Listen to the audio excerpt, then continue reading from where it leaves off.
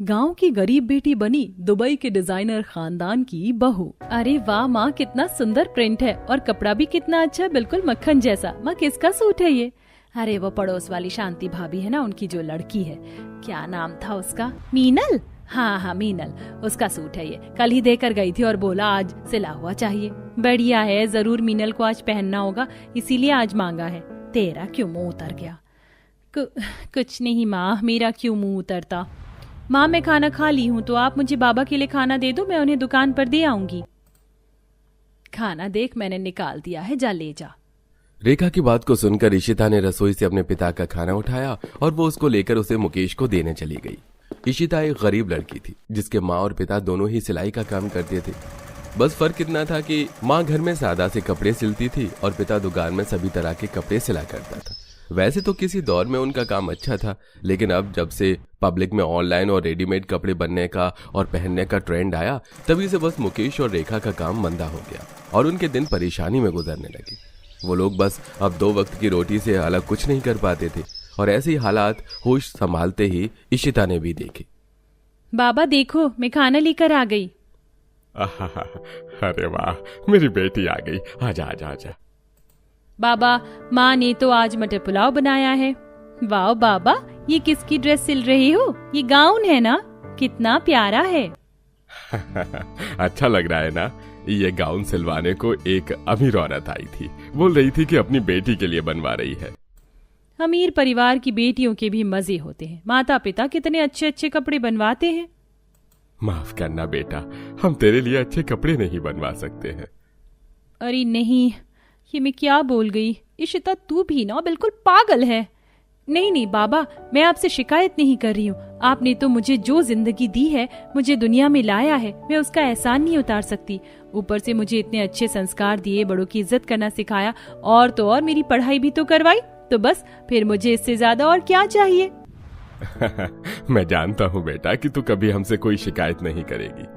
तेरा पिता हूँ, समझता हूँ मैं। साथी बेटा, लेकिन बेटा अरमान भी सभी के दिल में होते हैं, तो कभी अगर तुझे किसी चीज की हमसे शिकायत भी लगे तो बोल देना, हम सुन लेंगे।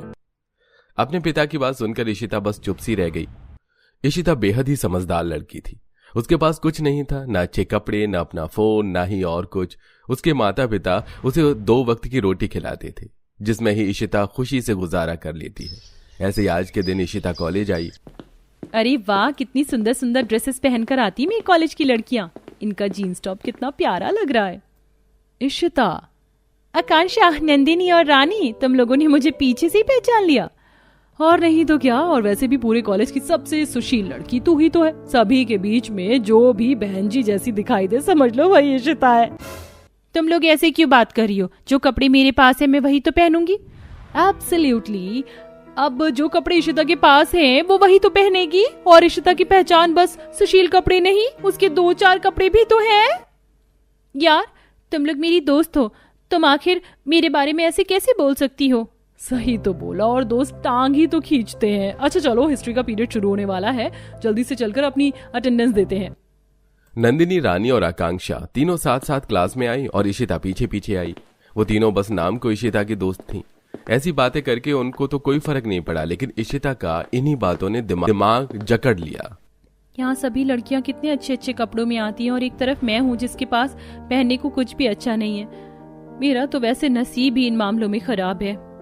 ये रेड वाली ड्रेस वाली लड़की कितनी अच्छी लग रही है, बिल्कुल परी के जैसी। हाँ, काश मेरे पास भी ऐसी ही ड्रेस होती।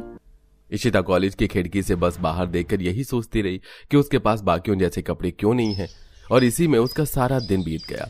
कॉलेज से घर लौटते वक्त भी वो बस यही सब सोचती रही, जिसकी उदासी उसके चेहरे से भी झलक रही थी। मैं घर आ गई माँ, स्वागत है। अरे क्या हुआ, तेरा मुंह कैसे उतरा हुआ है? माँ ऐसे क्यों होता है? भगवान जी हर अच्छी चीज बस अमीरों को ही क्यों देते हैं? क्या हुआ, क्या बात है? माँ, मुझे मेरी सहेलियों ने मेरे पास बस 4 सूट होने का ताना मारा, और जानती हो उन लोगों ने ये भी बोला कि मेरी तो पहचान ही है ये बहन जी जैसे कपड़े। माँ, मेरी उम्र की हर लड़की अपनी मर्जी से जी रही है, हर ट्रेंडिंग ड्रेस उनके पास होती है, सब कुछ उनके पास ही है, लेकिन मेरा क्या? मैं तो कुछ भी अपनी मर्जी का नहीं कर पाती हूँ माँ। बेटा, ऐसे अपनी जिंदगी हो भी तो सकता है जो उन लड़कियों की लाइफ में आज है वो तेरे नसीब में बाद में लिखा हो भी तो सकता है कि तेरे ससुराल की जिंदगी तेरे मायके से 10 गुना बेहतर हो।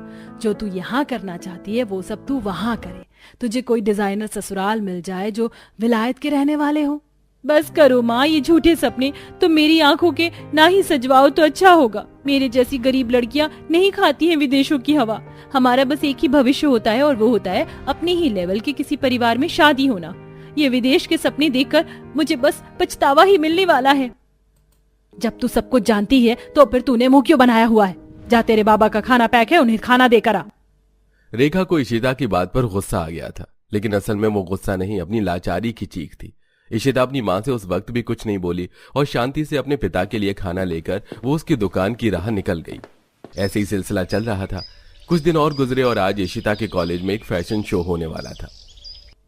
माँ, मेरे पास तो एक भी अच्छा ड्रेस नहीं है जिसको पहनकर मैं अपने कॉलेज में मॉडलिंग कर पाऊँ। हर एक कपड़े में सिलाई और पैच लगे हुए हैं। रहने दो, मैं आज कॉलेज जा ही नहीं रही हूँ। क्या आज तेरे कॉलेज में फैशन शो होगा? बेटा, इस टाइप की एक्टिविटीज को मिस नहीं करते और यही सब लम्हे तो आगे को यादें बन जाते हैं। चल, मैं तुझे कुछ निकाल कर देती हूँ अपने पास से। रेखा ने ऐसे बोलकर अपनी अलमारी को खोला और इशिता को एक बेबी पिंक कलर की सादा सी साड़ी निकाल कर दी। ये ले, ये साड़ी पहनकर चली जा, देखना तुझ पर बहुत ही अच्छी लगेगी। माँ, आपकी साड़ी? और साड़ी में तो कोई भी लड़की नहीं होगी। मैं आज भी दादी अम्मा सी ही लगूंगी। मैं ही सबसे अलग दिखाई दूंगी। तो क्या हुआ, तू सबसे अलग है तो अलग ही दिखेगी ना। और पब्लिक की भीड़ में राजकुमारियां अलग दिखती हैं। तू मेरी साड़ी तो पहन कर देखना, तू इसमें बहुत सुंदर लगेगी। रेखा के जोर देने पर इशिता ने अपनी माँ की ही साड़ी को पहन लिया। वैसे तो इशिता इसे पहनकर काफी अजीब सा महसूस कर रही थी, लेकिन फिर भी उसके पास कोई दूसरा ऑप्शन नहीं था, जिसकी वजह से वो उसे ही पहनकर कॉलेज आई। और कॉलेज में लड़कियां मॉडलिंग के लिए आज और भी ज्यादा फैशनेबल कपड़े पहनकर आई थी। माँ इतना जोर दे रही थी सो मैं आ गई। वैसे मैं जानती हूँ कि आज भी मेरी यहाँ बेइज्जती ही होनी है। गाइस, तुम लोग जानती हो आज हमारे मॉडलिंग के शो में एक स्पेशल गेस्ट भी है। कौन? वो हमारा क्लासमेट पीयूष है ना, उसका कजिन। सुना है कि वो काफी बड़े ब्रांड का मालिक है और दुबई का एक फेमस डिजाइनर भी है। ओ हेलो, तू सुन भी रही है? हाँ हाँ हाँ, सुन रही हूँ मैं। वैसे इशिता, ये तो आज क्या बनकर आई है? मेरा मतलब सभी फैशनेबल लड़कियों के बीच इस साड़ी का क्या कॉम्बिनेशन? सही कहा, जैसे ये साड़ी पहनी है वैसे ही कोई ड्रेस ले आती तो कम से कम हम सब जैसी ही लगती। क्या मेरी साड़ी सही नहीं लग रही है? ये मुझे माँ ने पहना दी, ये मेरी माँ की साड़ी है। बताओ तो सही, ये अच्छी नहीं है क्या? नहीं, बिल्कुल भी अच्छी नहीं है। इस साड़ी में तू एकदम बहन जी लग रही है।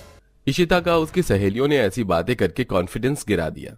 सभी लड़कियां तो इतरा रही थी, लेकिन अकेली इशिता ही शांत बैठी हुई थी। ऐसे ही कुछ देर में फैशन शुरू हुआ और लड़कियों ने खूब इतरा इतरा कर रैंप वॉक शुरू किया। अब मेरी बारी है, हट जाओ। मुझे रैंप पर जाना भी चाहिए या नहीं? मुझे आज यहाँ आना ही नहीं चाहिए था। इशिता बहुत ही बुरा महसूस कर रही थी। कुछ ही देर में उसकी बारी भी आ गई और वो घबराते हुए ही रैंप पर चली। वहीं कॉलेज का फैशन शो देखने एक दुबई का बड़ा डिजाइनर गौरव भी आया हुआ था। इशिता के आते ही वो गौर से उसको देखने लगा। ये स्पेशल गेस्ट मुझे इस तरह से क्यों देख रहा है? शायद ये भी यही सोच रहा होगा कि ये बहन जी जैसी लड़की कौन है। इशिता ने ऐसे ही अपना वॉक पूरा किया, जिसके बाद वो घर चली गई। फैशन शो पूरा होने पर सभी कॉलेज स्टूडेंट्स मस्ती करने लगे। इसी बीच स्पेशल गेस्ट गौरव अपने कजिन से बोला, पीयूष, वो लड़की कहाँ गई जो गुलाबी साड़ी में थी? साड़ी वाली कौन? अच्छा अच्छा, इशिता। क्यों भैया, क्यों पूछ रहे हो? बता तो सही। ओहो, ये गाल कैसे गुलाबी हो रहे हैं?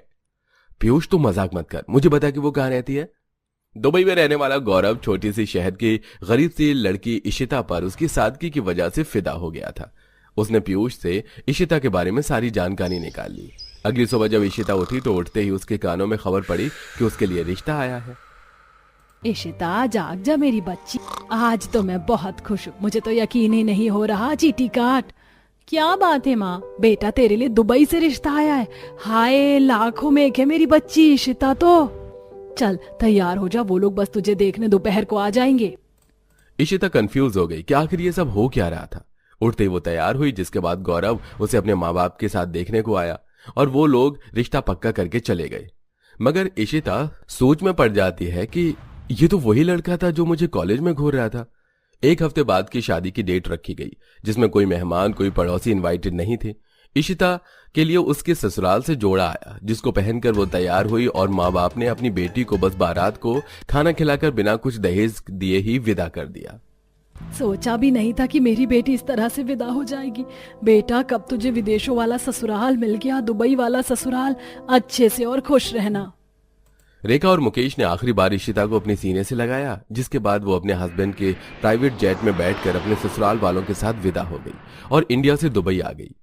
इशिता भले ही दुबई आ चुकी थी, लेकिन उसके ससुराल वाली संस्कृति से अपने आज भी जुड़े हुए थे। आज इशिता की अपनी ससुराल में पहली रसोई की रस्म होने वाली थी। मेरी तो समझ ही नहीं आ रहा कि मैं आज क्या पहनूं। मेरी माँ को मुझे चाहे से सादा सा ही लेकिन एक सूट तो दे ही देना चाहिए था। अब मैं क्या पहनूंगी? आज तो मेरी पहली रसोई भी है। अरे, इशिता की अपने कमरे में आते ही आंखें फट गईं, क्योंकि जिस बैग को वो खाली छोड़कर गई थी वो पूरा का पूरा डिजाइनर ड्रेसेस से भरा हुआ था। अरे ये क्या, इतनी सारी डिजाइनर ड्रेस कहाँ से आई? मैं लाया हूं, और कौन? क्या ये सारी की सारी मेरे लिए हैं? हाँ बिल्कुल। अब आज तुम्हारी पहली रसोई की रस्म होगी, तो मैं तुम्हें यूं ही कुछ ही ऊट पटांग थोड़ी पहना सकता हूँ। इन ड्रेसेस में तुम्हें जो भी अच्छी लगे वो पहन लेना। वैसे भी तुम्हारी पहली रसोई पर गेस्ट आने वाले हैं ना, तो मैं चाहता हूं कि आज मेरी पत्नी सभी को बहुत प्यारी लगे। गौरव ऐसे बोलकर बाहर आ गया। वहीं इशिता उन ड्रेसेस को देखकर फूले नहीं समा रही थी।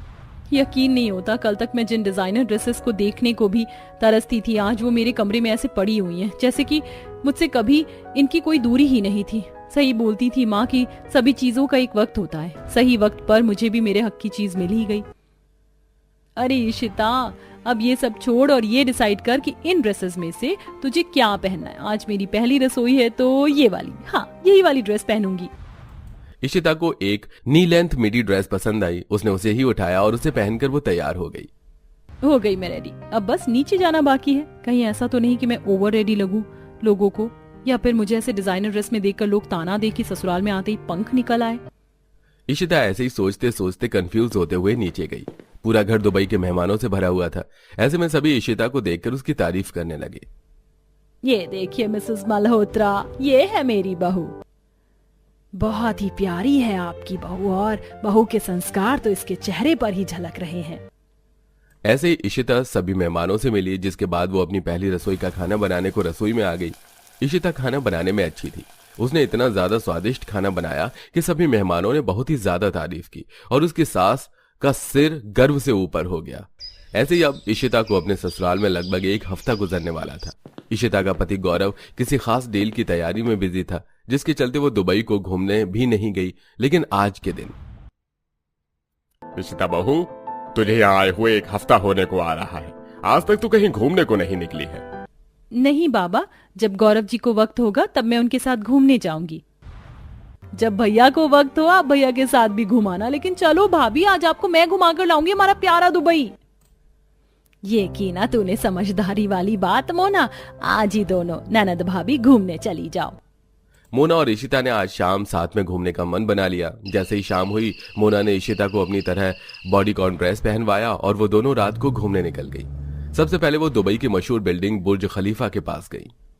वाह, नोटबुक के कवर से आज रियल लाइफ में इस बिल्डिंग को देख रही हूँ। मोना, ये कितनी ज्यादा लंबी है, इसका अंत तो मुझे दिखाई नहीं दे रहा है। भाभी, ये बिल्डिंग दुनिया की सबसे ऊंची बिल्डिंगों में से शुमार की जाती है। अच्छा चलो, ये तो देख ली, अब मैं आपको दुबई के मॉल घुमा कर लाऊं, हम वहाँ से शॉपिंग भी करें। हाँ जरूर। इशिता ऐसे बोलकर मोना के साथ ही दुबई के मशहूर मॉल भी घूमने को निकल गई और एक बड़े से मॉल में गई जो बहुत ही ज्यादा जगमगा रहा था। ऐसे में वो मॉल में सबसे पहले कपड़े देखने को घुसी।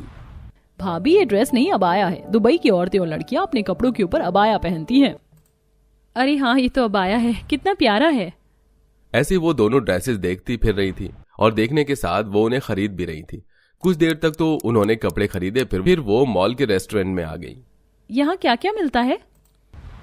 यहाँ दुबई की हर फेमस डिश मिलती है। भाभी, आप कुनाफा खाएंगी? हाँ हाँ बिल्कुल, मुझे कुनाफा खाना है।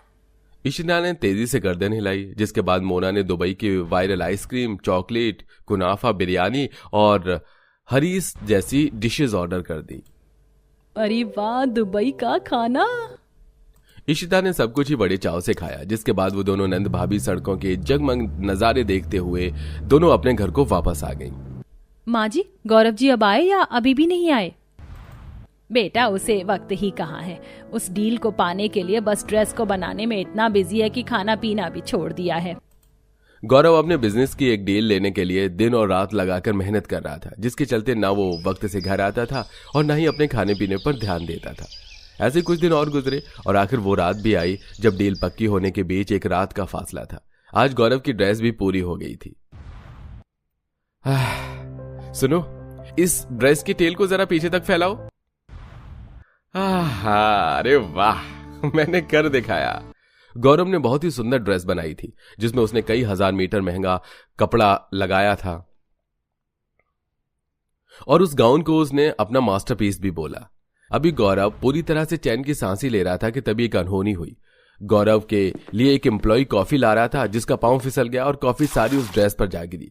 1 मिनट को तो सब शांत हो गया, लेकिन तुम्हें दिखाई नहीं देता? क्या किया ये? अरे मेरी सारी मेहनत को तुमने मिट्टी में मिला दिया। गौरव की पूरी मेहनत एक रात पहले मिट्टी में मिल गई थी। अब गौरव को बस अपनी बर्बादी नजर आ रही थी। जब उसको कुछ समझ नहीं आया तो उसने अपनी मां को फोन मिलाया। हेलो, क्या बात है बेटा? मां, सब कुछ खत्म हो गया। गौरव की ड्रेस खराब हो जाने की खबर एकदम से सारे घर में फैल गई। अब हम क्या करेंगे? मेरा बेटा कब से इस डील के लिए अपनी दिन रात किए हुए था। अब तो पार्टी को भी कैंसिल करना पड़ जाएगा। नहीं बाबा, रुकिए। गौरव जी की इस मेहनत को ऐसे हम जाया नहीं होने देंगे। मैं बनाऊंगी अब रातों रात में एक ड्रेस। आप बनाओगी भाभी? हाँ मोना, क्यों नहीं। वैसे भी मेरे माँ बाप भी डिजाइनर थे, तो उनसे मैंने भी कपड़े बनाना सीखा है। और दूसरा, अब तो मेरा ससुराल भी डिजाइनर है, तो अब मुझे भी अपनी कला दिखा देनी चाहिए।